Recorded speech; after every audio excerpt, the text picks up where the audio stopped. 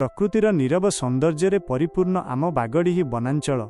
जेउठी हाथी और मनीषर जीवन बारंबार परस्पर को छुए समय समय रे एही मिलन सृष्टि करे असुविधा तेबे एही समन्वय को किपरि सुरक्षित और सुखमय करिहेब।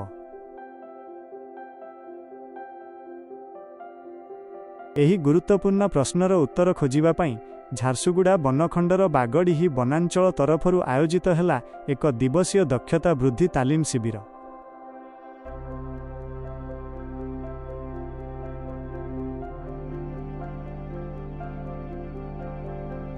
बागडिही वनांचल अधिकारी सुश्री वंदना पसायतଙ୍କ अध्यक्षतार अनुष्ठित एही कार्यक्रम रे मुख्य अतिथि भावरे वन्यप्राणी तत्वावधारक श्रीजुक्त प्रहल्लाद नायक जोग देइथिले। जिला परिवेश समितिर सदस्य माने मध्य सम्मानित अतिथि भावरे उपस्थित थिले।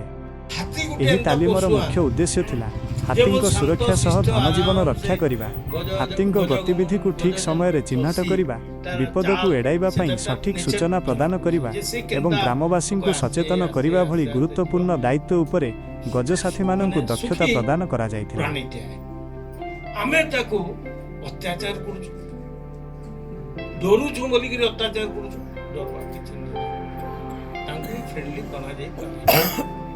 तार लगी आपण मन को अध्ययन करबा लई पड़वा जे आमे केनते हाथी मन को फ्रेंडली करि पार हाथी काई जाउ छे से रीजंस ता मन ने अछि हम सामने रे अछि कान बाधे गिराउ जन खावा लई जाउ छ आमे से तांकर जे अवस्था का बुझी पारुछु सेते बेले आमे जदी भाबमा जे नै से हाथी काई आवा हमर धान काई खाई जेबा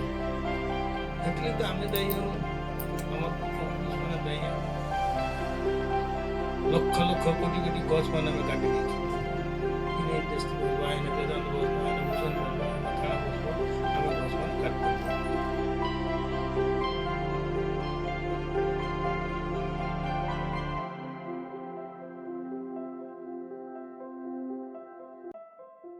विगत दिन में निस्वार्थपर भावे गज सुरक्षा प्रति अवदान जोगु भीमजोर वन सुरक्षा समितिर कोषाध्यक्ष श्रीजुक्त सनातन पिंगों को एही कार्यक्रम में सम्मानित करा जायछि। तांको भली गजसाथी माने ही एही प्रयासर मेरुदंड।